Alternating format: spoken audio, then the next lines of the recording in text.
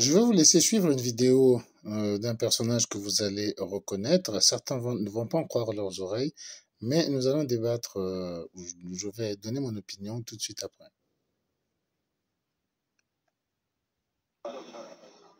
Oui, professeur Franck Nyamsi, est-ce que vous comprenez quand même que la jeunesse africaine s'identifie plus à Thomas Sankara, a plus de sympathie et d'empathie pour Thomas Sankara que pour Blaise Compaoré, qui pour eux, c'est quand même leur antichrist? Eh bien, je comprends cela parfaitement. Parce que le 15 octobre 1987, moi j'étais en classe de 3e au Cameroun et je me suis parfaitement identifié à Thomas Sankara. J'ai souffert dans ma chair la perte de cet homme qui, sincèrement, aimait l'Afrique. Mais ce qui manque de plus en plus à la jeunesse africaine, c'est la patience d'étudier l'histoire de notre continent. Et quand on étudie l'histoire d'un continent, l'histoire d'un pays, on s'intéresse exactement au discours et aux faits des hommes. Ceux qui feraient l'effort de comprendre ce qui s'est passé au Burkina Faso entre 1980 et 1987 vont découvrir ceci. Le président Thomas Sankara, paix à son âme, est arrivé au pouvoir à la suite d'un putsch effectué concrètement par le capitaine Blaise Compaoré, qui commandait alors le camp militaire des commandos parachutistes de Pau, à 100 km de Ouagadougou. C'est le capitaine Blaise Compaoré qui libère le capitaine Thomas Sankara, prisonnier alors de l'armée du médecin commandant Jean-Baptiste Ouédraogo. C'est Blaise Compaoré qui installe Sankara au pouvoir, parce qu'il lui reconnaît la capacité de mieux structurer, de mieux gouverner, de mieux incarner l'unité burkinabé et le projet de société burkinabé que lui. Ça, c'est d'une. La deuxième chose que la jeunesse africaine ignore, c'est que très tôt au cœur de la révolution burkinabé, il va y avoir deux camps. Le camp marxiste-léniniste communiste incarné par Thomas Sankara, qui s'inspirait des démocraties populaires de l'Est, et en particulier de la démocratie albanienne d'Enver Hoxha, Enfin, on dit albanaise, mais c'est pas qui vrai. s'avéra plus tard être un système totalitaire. Et d'autre part, le camp de l'Ouest de la démocratie occidentale représentative, globalement associée au capitalisme, incarné par les États-Unis, la France, l'Allemagne fédérale, etc. Et ce camp était représenté dans la révolution par Blaise Compaoré. Donc en réalité, la guerre froide qui avait lieu dans le monde s'est déroulée à l'intérieur de la révolution burkinabé. Voici donc les étapes de la guerre froide mondiale dans la révolution burkinabé. Voici une date que les jeunes Africains ne connaissent pas. Le 11 juin 1984, sur la place publique de Ouagadougou, avec l'accord de Thomas Sankara. Une dizaine d'officiers de l'armée burkinabé sont passés publiquement par les armes, parce qu'ils sont soupçonnés d'avoir tenté de renverser le capitaine président Thomas Sankara. Je dis bien le 11 juin 1984. Jeunes Africains, allez sur Internet, lisez les livres d'histoire de la révolution burkinabé et vous verrez que le sang a commencé à couler dans la révolution burkinabé longtemps avant la mort du président Thomas Sankara. Les officiers qui sont exécutés le 11 juin 1984 se trouvent être, comme de juste, presque tous des proches du capitaine Blaise Compaoré. À partir donc du 11 juin 1984, au cœur de la révolution burkinabé se pose une question fondamentale. C'est une question de survie entre les deux chefs, les deux grandes ailes idéologiques. Les deux leaders de la révolution. Les deux leaders de la révolution. Compaoré a bien compris le message. À la première occasion, tu y passeras. Sankara a bien compris le message. À la première occasion, tu y passeras. Ce qui se produit donc le 15 octobre 1987 n'est que la suite logique d'une succession d'épisodes sanglants, y compris les épisodes qui se déroulent à l'étranger. Les services secrets burkinabés allant jusqu'à assassiner des partenaires supposés de Blaise Compaoré hors du territoire burkinabé. Ça, je l'apprends. Hein. Et pour beaucoup, c'est le président Félix Houphouët-Boigny et la France qui ont manipulé le capitaine Blaise Compaoré pour assassiner Thomas Sankara et c'est Nyamsi qui parle. aventure. Ceux qui le disent n'ont jamais donné de preuves de ce qu'ils affirment. Moi, j'ai lu tous les livres sur l'histoire de la révolution burkinabé. Je n'ai aucun document, je n'ai aucun témoignage du président Houphouët-Boigny donnant l'ordre d'exécuter Thomas Sankara, qui ne représentait rien pour lui et qui ne pouvait rien lui faire. Le fond de l'affaire, c'est que Thomas Sankara est mort au cœur d'une lutte fratricide entre les deux ailes de la révolution burkinabé.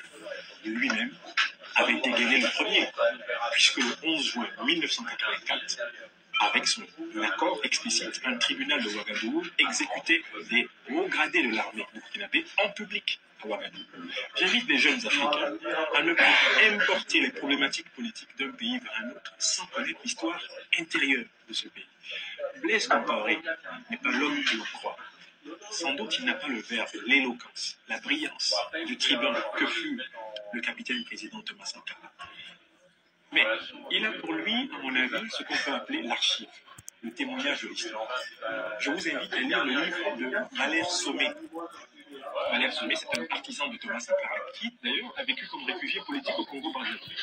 Il a écrit un livre sur la révolution burkinabé. Tapez Valère Sommet, la révolution burkinabé, et vous verrez que Valère Sommet écrit la chose suivante. Je cite presque de mémoire. C'est à partir du 11 juin 1984 que le sang commença à couler dans la révolution burkinabé. Blaise Compaoré a été confronté en 1987 à une seule question. Fallait-il que lui meure et que Sankara survive, ou fallait-il en réalité que Sankara meure et que lui survive? On ne peut imposer à personne, confronté à la question de survie, on ne peut imposer à personne de préférer la vie d'un autre à la sienne. Voilà ce que l'expérience m'a appris. Et depuis lors, j'ai appris à ne pas juger des révolutions que je ne connais pas. Merci beaucoup, professeur. Bien, vous avez suivi, nombreux d'entre vous vont être surpris et retournés, moi beaucoup moins. Il y a des gens qui changent, non pas parce qu'ils ont compris quelque chose, mais tout simplement pour plusieurs raisons. Moi, je suis pas un médisant. Je suis pas quelqu'un qui va supputer des corruptions, des choses aux gens. Les mauvaises langues auraient pu dire qu'à l'époque, il était bercé au miel et au lait, Ouattaro compaoriste, et que il défendait la maison à laquelle il appartenait, et maintenant, un peu plus habitué aux fines et sveltes petites maliennes, aux blondasses russes, qui sont magnifiques, hein, au first class, au vol en first class et au champagne accompagné de caviar, monsieur a changé de camp, a changé d'utilisateur, c'est aussi possible. Mais dans le fond, c'est triste. Moi, je peux donner mon propre exemple. Je suis sur les échanges électroniques, donc qui restent, que l'on peut retrouver dans les traces depuis 1998. À l'époque, on n'appelait pas ça des réseaux sociaux, on appelait ça des forums de discussion, et mon point de vue n'a jamais changé radicalement. On dit qu'il y a les morts et les imbéciles qui ne changent pas de point de vue, mais enfin, il y a des éléments qu'un intellectuel doit préserver, doit garder, ou celui qui vraiment veut se rapprocher d'une pensée la plus juste possible, la plus honnête possible, parmi lesquelles c'est qu'on ne défend pas des choses qu'on ne peut pas démontrer, sinon on tombe dans le bas complotisme, on tombe dans le relais de la rumeur, on tombe dans la vente de sa propre imagination, on tombe dans la propagande. Quand on ne peut pas démontrer une chose, on ne le fait pas. J'ai commencé, moi, à discuter, j'ai commencé à comprendre l'Afrique dans les réseaux kamites de l'époque, de la fin des années 90, et j'ai commencé à m'en éloigner lorsqu'ils ont commencé à entrer dans ces histoires de la France nous pille sans pouvoir produire un seul document. En vous disant juste, le professeur Intel l'a dit, d'accord. Le professeur Intel a produit quel document comptable d'une année X qui choisissent un des pays d'Afrique dans lequel on dirait que là, voilà le gain de la France, parce que l'avantage de la comptabilité, c'est que ça laisse toujours des traces et que l'on va remonter, l'on va chercher comment c'est rentré en France, comment ça a été dit, pourquoi personne n'a cherché, parce qu'on peut également poursuivre la France pour des détournements ou pour des escroqueries commises par des entreprises. C'est ce qui est arrivé d'ailleurs à Elf. Mais je n'en voyais rien et les gens voulaient que l'on continue à faire de la propagande de mensonges. Et ben, quand on a de l'honnêteté intellectuelle, lorsqu'on sait qu'on peut défendre quelque chose de juste pour le bien de l'intérêt commun, on arrête. Et c'est en fait, je vous laisserai resuivre la vidéo quand vous voudrez ou quand vous pourrez, c'est en fait le raisonnement au départ que tient monsieur Niamsi ici, dont vous avez reconnu dans la photo la jeunesse, hein, c'était il y a quelques années, et en ce moment-là, c'est le raisonnement qui tient, c'est que les gens parlent sans vraiment savoir de quoi ils parlent, mais quand on remonte les faits, Effectivement, il y a pas que cet incident du 11 juin. Moi, je ne vais pas dans le sens que Blaise Compaoré s'est vraiment senti en danger. C'était fort possible.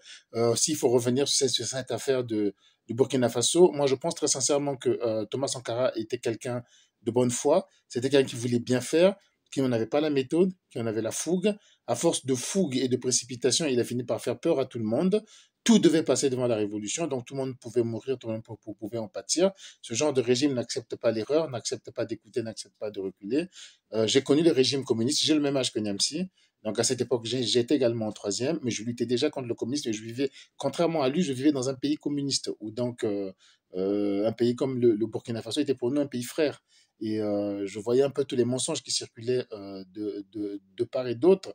Et ces pays qui avaient pour référence des pays d'Europe de l'Est, ils s'en choisissaient chacun un, et pas toujours les phares. Vous voyez, Mariam Gwabi avait pour modèle de développement le modèle bulgare. Un modèle très peu théorisé par les philosophes ou les économistes communistes eux-mêmes, mais ils se choisissaient des modèles secondaires comme ça. Il y en a qui se retrouvaient avec le modèle albanais, il y en a qui se retrouvaient avec le modèle yougoslave, dont je comprenais vraiment pas en quoi ils restaient encore communistes, parce que Tito avait beaucoup changé. En fait, c'était des drôles d'oiseaux, ces fameux communistes. Donc je crois que lui, il croyait en son truc, en son délire, mais petit à petit, il était le seul à y croire. Ses amis ont cessé d'y croire. Il était le seul à y croire et ses amis ne vivaient plus que dans la peur de lui faire plaisir, de lui faire croire qu'ils y croyaient. Et finalement, effectivement, d'épuration en épuration, on recherche toujours de celui qui n'est pas traître, celui qui n'est pas traître. Comme on dit, la révolution finit par manger ses enfants et que ce régime finissait par manger ses enfants petit à petit. Je n'ai aucune sympathie particulière pour Blaise Compaoré. Bon.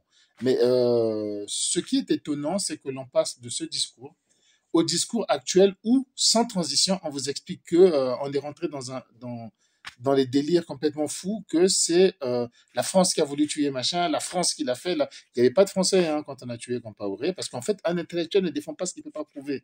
Vous n'entrez pas dans les débats de rue, il suffit de voir l'ombre de la France partout, de la créer, de l'imaginer, ce qui est devenu la profession de monsieur. D'imaginer, de créer, de noircir, de détruire l'image d'un pays pourtant qu'il a hébergé, pourtant qui ne lui doit rien, parce que des professeurs de philosophie, la France peut en créer des milliers, il n'a pas besoin de lui, mais c'est devenu son métier. On s'en fout si ce qu'on dit est vrai, mais lorsqu'on passe d'un mensonge à un mensonge, à création d'un mensonge, et qu'on entretient une troupe de désespérés, de masse ahurie, de masse abruties, pour parler plus directement et plus sincèrement, que l'on manipule alors que on a pensé autre chose. Heureusement qu'aujourd'hui, à la VAR, on retrouve les discours contraires. C'est ça qui devient désolant et triste. Il n'y a pas... c'est pas la première vidéo qui circule au sujet de ce monsieur où son discours d'il y a quelques années était plus construit, plus intelligent, ou plus démontrable, où il parlait de lire les documents, que les preuves existent, de faire les liens de cause à effet sur des choses vraiment réelles. Par rapport au discours d'aujourd'hui, il vous demande de rentrer dans une imagination et dans un complot mortifère. En suivant bien la vidéo, reprenez-la depuis le début, vous vous rendrez même compte qu'il semblait être plutôt ouvert à l'économie libérale et non à une économie oligarchique telle que celle de la Russie qu'il défend aujourd'hui. C'est triste comme déchéance de l'homme. C'est triste pour ceux qui suivent parce que c'est un peu ça, c'est ça la réelle définition du mercenaire.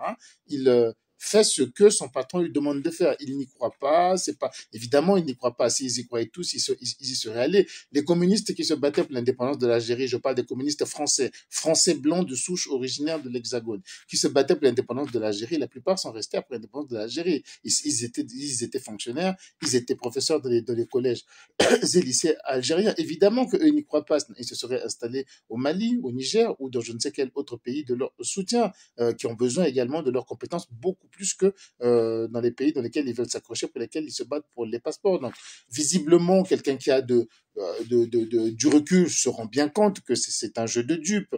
Mais bon, il faut peut-être trouver ce genre de choses pour faire comprendre des gens, parce que moi, je n'ai qu'un seul but, c'est de sauver le maximum d'Africains de cette tromperie, de cette manière qu'ils ont de profiter finalement de la crédulité et de la croyance de nombre de nos compatriotes qui font peu de recherches, qui lisent très peu, qui ne s'informent pas eux-mêmes. Mon problème, c'est pas est-ce que Blaise Compaoré avait raison, Thomas Sankara. Mon problème n'est pas là, c'est que là, dans un premier temps, nous avons eu à faire un raisonnement structuré, un raisonnement basé sur des éléments, des données, des recherches, et dans un deuxième temps, nous avons une folie complotiste. Sur tout le monde lui en voulait, tout le monde lui en voulait. Enfin, le Burkina Faso, à l'époque, je me rappelle d'un chiffre qui avait vraiment fait bouger tout le monde. Le budget du Burkina Faso, ou le PIB du Burkina Faso était l'équivalent du budget publicitaire de Coca-Cola. C'était à l'époque ce qu'on disait pour pouvoir montrer à quel point ce pays était dans une pauvreté extrême et que, bon, mais c'est quel est l'intérêt, le besoin de ce pays-là dans l'échiquier mondial? Il n'y en a aucun. C'est la même chose aujourd'hui. On vous fait croire que l'AES fait trembler ceci, l'AES fait trembler cela, mais enfin, regardez ce qu'ils pèsent à travers le monde, quoi. C'est des pays où ils disparaîtraient de la surface de la Terre avec leur population. Les bourses mondiales ne bougeraient même pas d'une seconde. Il n'y aura même pas une perte de 0,1%. Ils disparaîtraient, je dis, avec leurs matières premières et tout ce qu'ils possèdent, leur pétrole, leur or, disparaîtrait tout d'un coup, les bourses mondiales, tout sauterait à peine. Parce que c'est pas si important que ça. Parce que si on ne se rend pas compte de ce que nous pesons, si nous continuons à vivre tout simplement de fantasmes, de on est les plus beaux, on nous cherche, on nous concurrencie avec 2 vols internationaux par semaine, c'est extraordinaire, c'est nous qui nous trompons et c'est nous qui sommes toujours pauvres, hein, malgré ces discours qui ne datent pas d'aujourd'hui. Je suis pas atterré, je mentirais parce que j'ai compris depuis un moment le jeu de ces gens. C'est la même chose lorsqu'on voit des vidéos passées où le monsieur explique que Alassane Ouattara avait gagné les élections en 2010 et que voilà, Gbagbo ne pouvait pas gagner. Il donne des effets, des preuves, des trucs et aujourd'hui le discours a complètement changé parce qu'on sert d'autres maîtres, parce que, enfin peut-être parce qu'on sert d'autres maîtres ou peut-être parce que il y a plus de popularité, il y a plus de succès à dominer sur des pauvres incrédules. Voilà, on gagne sa vie, on gagne sa vie, avoir 100 000 abonnés, avoir 1 million d'abonnés, on gagne sa vie. Mais il y a plus de succès là-dedans. Je trouve ça pathétique, je trouve ça triste et tout ce que je demande aux Africains, ben, j'ai envie de dire ouvrez les yeux, mais là je parlerai comme eux, c'est pas en ouvrant les yeux qu'on y arrive, mais apprenez, étudiez, lisez, comparez, vous écoutez des thèses, cherchez l'antithèse et faites-vous votre propre synthèse. Abonnez-vous sur la page Hervé Maïka Université Populaire, page qui n'a pas été choisie pour être populaire, propos qui n'ont pas été choisis pour être les plus adulés, les plus suivis, les plus fanatisés. Pour ça, facile, on aurait pu être panafricaniste, c'est pas le sens argumentaire qui nous manque, mais on préfère la vérité, même si ça rapporte moins, même si on a moins de gens, même si on n'a pas de Russes qui font des chèques, mais on préfère dire la vérité et accompagner nos frères à affronter leurs véritables démons, à affronter leurs véritables problèmes pour se sortir des difficultés actuelles. Abonnez-vous, abonnez-vous, abonnez-vous. Mettez la notification pour savoir lorsque nous lançons nos lives que nous faisons 2 à 3 fois par semaine et diffuser auprès de vos proches. Merci beaucoup.